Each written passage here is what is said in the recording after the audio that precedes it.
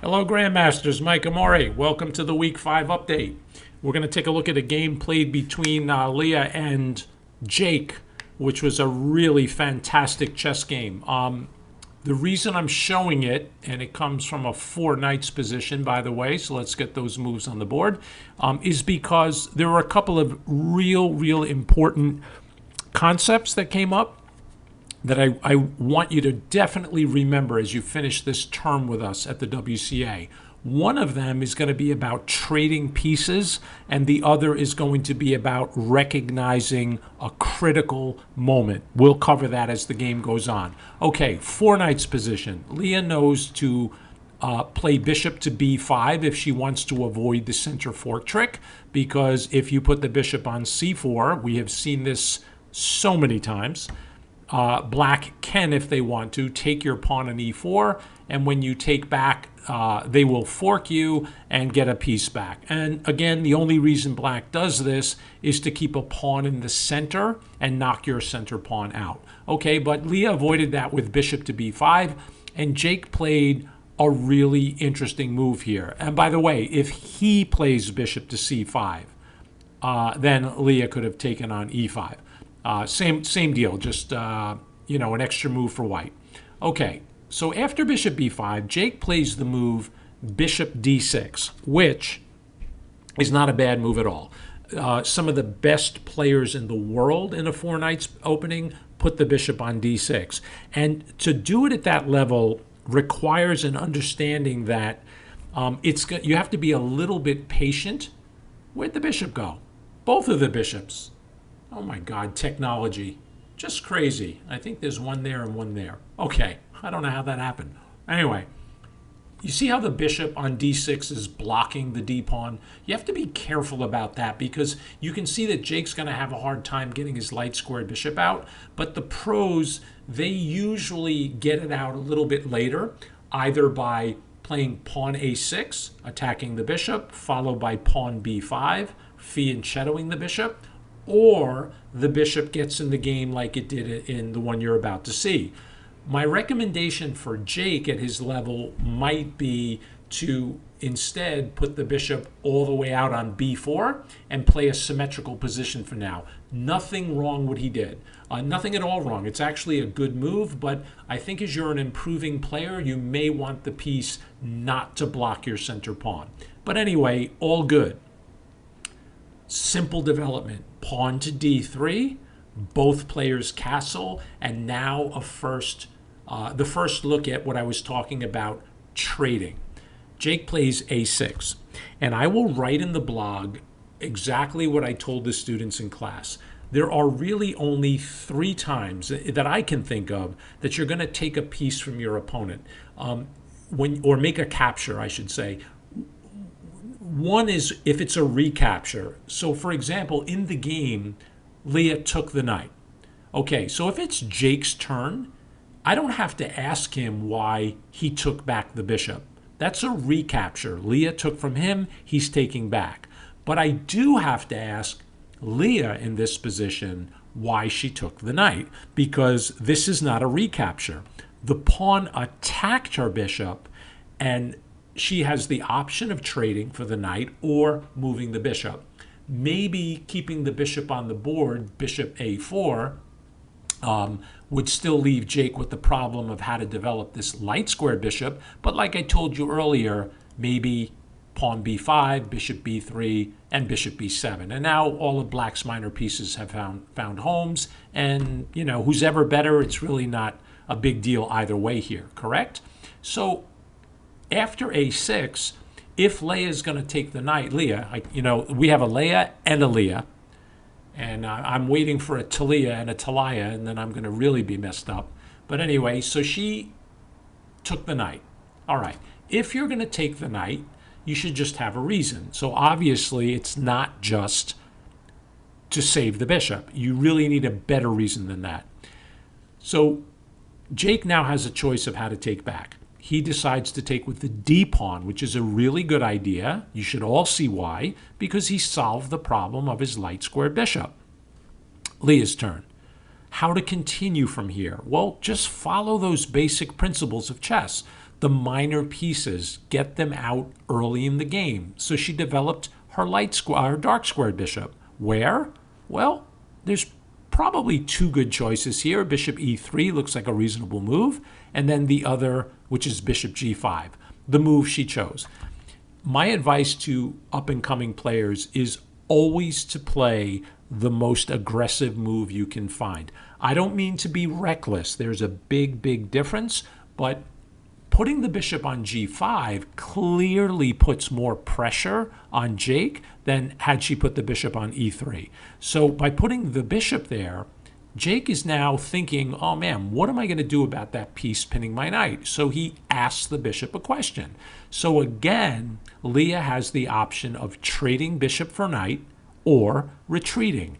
If she were to take the knight, Jake would most likely take with the queen. And she would then have to explain to us after the game that making that trade helped her position. And I'll keep repeating this throughout the video. 3 reasons to take a piece. 1 is a recapture. Somebody takes a piece from you, you take back. A second time you may take a piece is when you think it helps your position. That's probably the most important one. You take the piece because it helps you. And there's a third time, and I call that the time pressure rule. We're all tournament players, so if you're in time pressure, you pretty much can take whatever you want as long as you kind of think it's okay. You don't have time to think things through. So if somebody makes a trade in time pressure, I'm not going to be in such a hurry to understand the reason. Chances are they're just trying to make a move and not waste time. But not here. There's a lot of time on the clock here. So if Leah's in this position, here, if she thinks taking that knight helps her, then do it. But I don't think that helps her. I think it helps Jake. It just brings his queen out, and if you look at the white knights that are left on the board, they're going to be battling these 2 bishops, and the knights don't really have any squares in the center that they can use. So I think black is perfectly fine here, right? But I like what she did. And I actually asked her this last week. I said, why didn't you take? And she said, well, if I put the bishop on h4, I'm keeping a lot of pressure here. And she's absolutely right to do that. Now Jake to play does the same thing. Bishop to g4, putting pressure on Leah.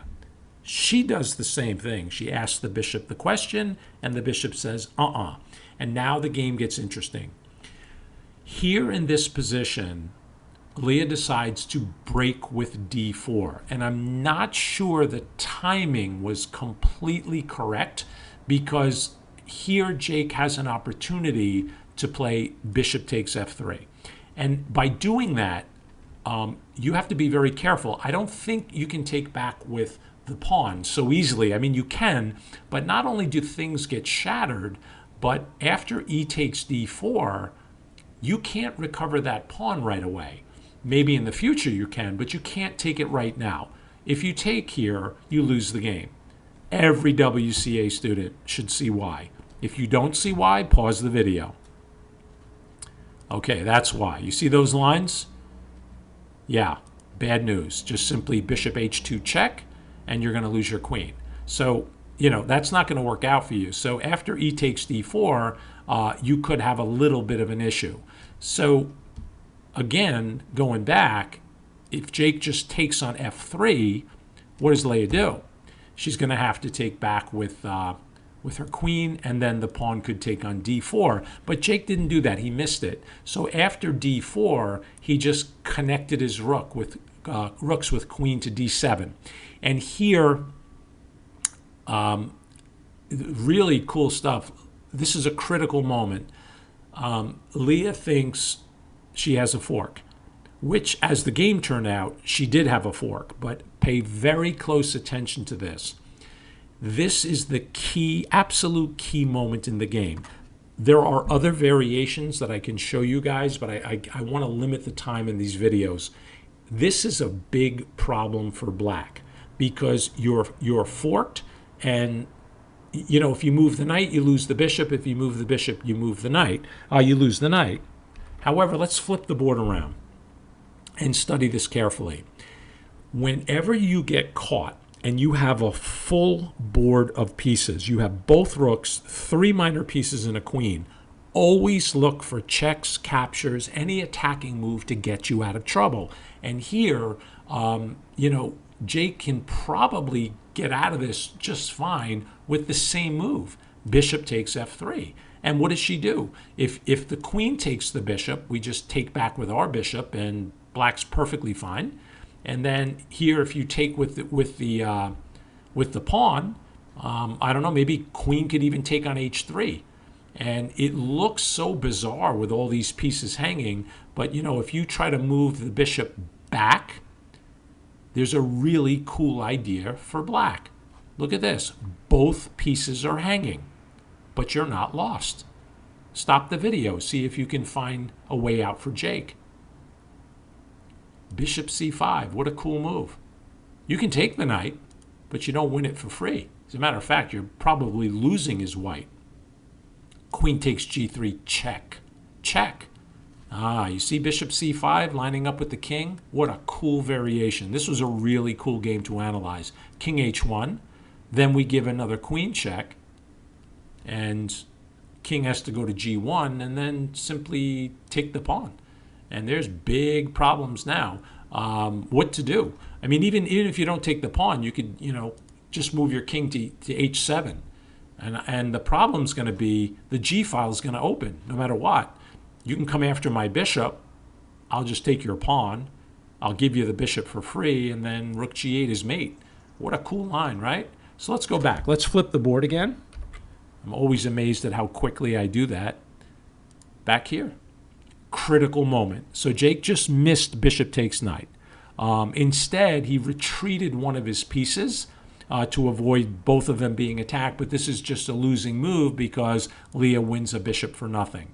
And pawn takes you, well, for a pawn, but it's not enough here. She's got too much power on the board, and then she follows up with e5. And again, e5 is designed to take advantage of the pin here. And now Jake plays bishop takes knight on f3, but it's a little too late because even though he wins a pawn here, and you can see he's up a pawn, but he's down a piece. It's not enough compensation. The other problem for black is it's white's turn. Look at the rooks. All 4 rooks on the board. You see them all? Every one. They're all connected. The problem is it's white's turn, which allowed her to activate a rook with tempo. It hit the queen. Queen went to e6. Good. What to do from here?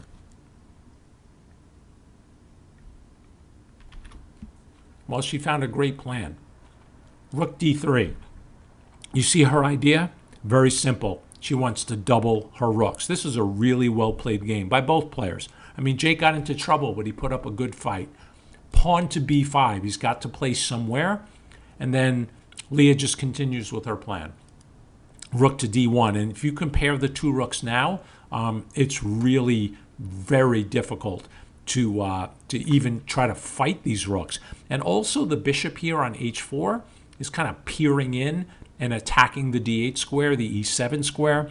So I think the combination of these dominant rooks and this powerful bishop that Jake pushes out and goes after the bishop. Now, here Leah can ignore that actually and just play rook to d6, attacking the queen.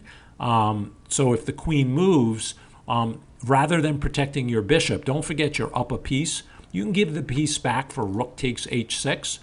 And if black goes ahead and takes that, just check this out. Queen f5. It's a crushing move. You need to protect that knight somehow. It's not getting out very easily. All sorts of problems for black. If you play a move like f6 so that the queen can guard from the side, then you get hit with rook d7. And, this is really bad for black. So after g5, Leah could have went down that route, but she just chose to retreat the bishop. Jake continued with his plan, and I love her move. We talked about this in class. She has options where to put the knight. She chose the e4 square. Beautiful. Rook f to e8, and now rook d6. And here Jake had very little choice, and he just said, you know what, I might as well grab a pawn, try to get something out of this, but pay very close attention to Leah's next move. She could just take this pawn with her rook, which may even be the best move in the position. But I like what she did very much. She brought her queen into the action, which is so strong. And there's really no way to prevent all these things from being captured. And now Jake, kind of out of desperation, plays f5. The problem is that just completely weakened the king. Knight check, knight took. And in the game, Leah took with the rook and Jake resigned. But there's a cute little in-between move here. Taking the knight is clearly winning, but you should take the knight with the queen. The reason is you get to play with her for free here. You just play queen g6, check, and no matter where the king goes, let's say h8, you get to take the knight with check. And you keep the tempo, you keep the move. King g8, queen g6. King h8, you take something else with check. You see how important it is to have that queen in there? King g8, I don't know, maybe rook g6 check, king f7, and there's a lot of ways to win, but that would be another way to win the game, okay? So just take a final peek at this. You see the problem for black? Yeah, those pawns got pushed too far up, and with that extra piece, Leah was able to get in there. Fantastic game. Really, really good game. So keep up the good work. We'll see you guys on Sunday.